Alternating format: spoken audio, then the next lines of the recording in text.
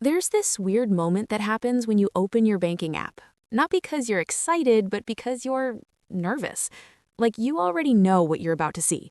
You know the number hasn't really moved, you know rent is coming, you know your paycheck already has an assignment before it even lands. And maybe you're not broke, you're paying your bills, you're surviving, but it feels like you're running on one of those airport moving walkways, going the wrong direction. You're walking, you're trying, but you're not actually getting anywhere.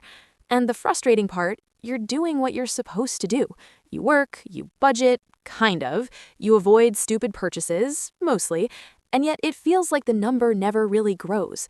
Honestly, for a long time, I thought this was just adulthood. Like this was the deal. You stay vaguely stressed forever, check your balance before ordering food, and hope nothing breaks. Somewhere along the way, I realized I spend way too much time thinking about money. Not in a look at me, finance guy way, but in a why does this feel so hard for so many people way? Why do some people hit a point where money starts working with them while others feel like they're constantly negotiating with it? And here's the thing that doesn't get talked about enough. It's not six figures. It's not becoming rich. It's not quitting your job or hitting some flashy milestone. It's your first $25,000. That number quietly changes everything. Not because it's a lot of money in the grand scheme of the universe, but because of what happens around that number. The way you think shifts. The way stress behaves changes. The way decisions feel lighter. And if you've never been there, it's really hard to imagine. It sounds fake. It sounds like motivational nonsense.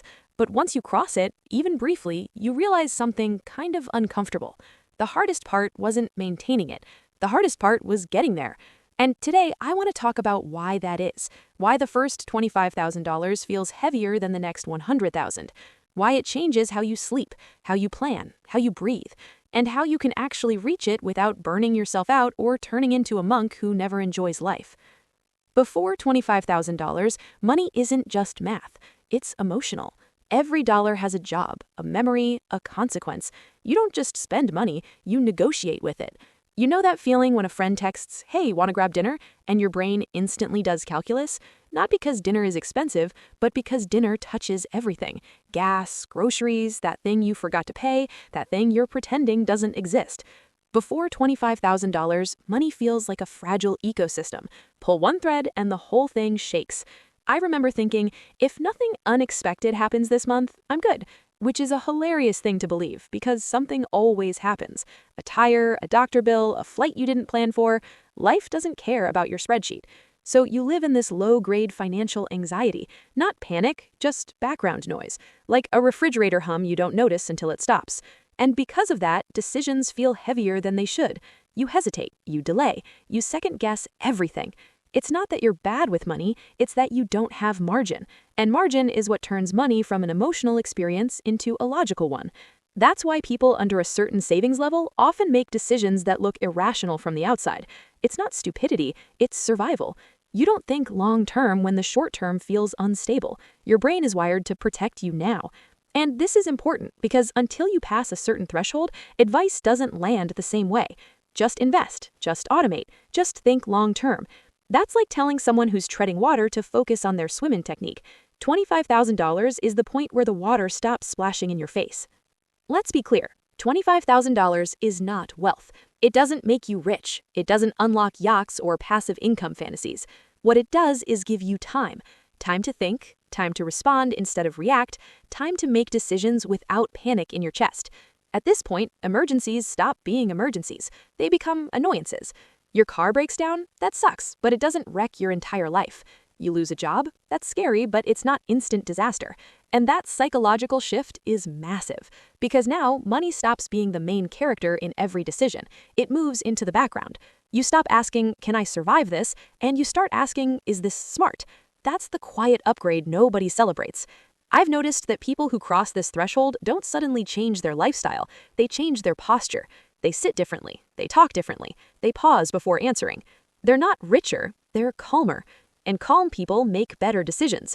This is why $25,000 changes everything, even if you never invest a single dollar, because it rewires your nervous system.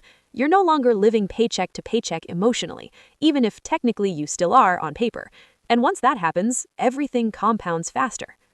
Here's the part that feels unfair. The first $25,000 is brutally hard. The next 25,000? Easier. The next 50,000? Even easier. Not because you suddenly become smarter, but because friction disappears. Before 25,000, every dollar requires effort. You're pushing a boulder uphill with no momentum. After 25,000, gravity changes direction. You start earning interest. You start investing with confidence instead of fear. You start saying no to bad opportunities because you don't need them. And the biggest shift, you stop trying to get rich fast. You stop gambling. You stop chasing shortcuts. You stop falling for "this will change your life" schemes, because you already changed your life. That's when patience shows up, and patience is ridiculously profitable. People think wealth comes from bold moves. Most of it comes from boring consistency after stability. Before $25,000, risk feels terrifying. A mistake doesn't just cost money, it costs security. So you either avoid risk completely or you take reckless risks trying to escape faster. Both are dangerous. After $25,000, risk becomes something you can evaluate calmly. You can ask questions like, what's the downside? What's the worst-case scenario? Can I recover from this? That's when investing stops feeling like gambling. That's when career moves stop feeling suicidal. And that's when saying no becomes easier than saying yes. You don't feel pressure to optimize every decision. You feel permission to choose wisely. And that's a massive unlock. Here's the uncomfortable truth. Most people don't fail to reach $25,000 because they're lazy.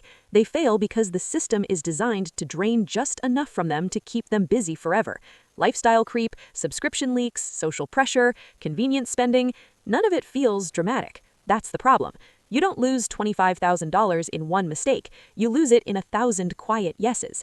And the scariest part is, you don't feel poor while it's happening. You just feel stuck.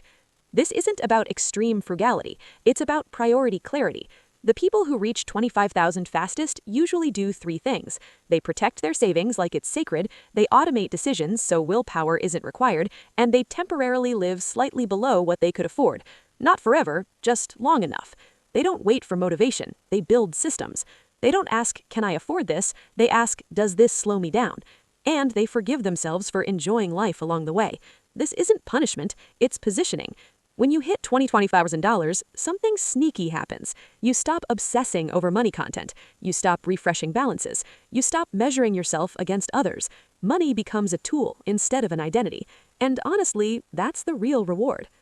If you're nowhere near $25,000 right now, I want you to hear this clearly. You're not behind. You're not broken. You're not bad with money. You're just early. Every dollar you save now is heavier than the ones you'll save later. Every sacrifice compounds more than you realize. This isn't about hitting a number. It's about crossing a psychological threshold. And once you do, you don't become someone else. You just become calmer, clearer, more patient. And honestly, that's how real change usually happens.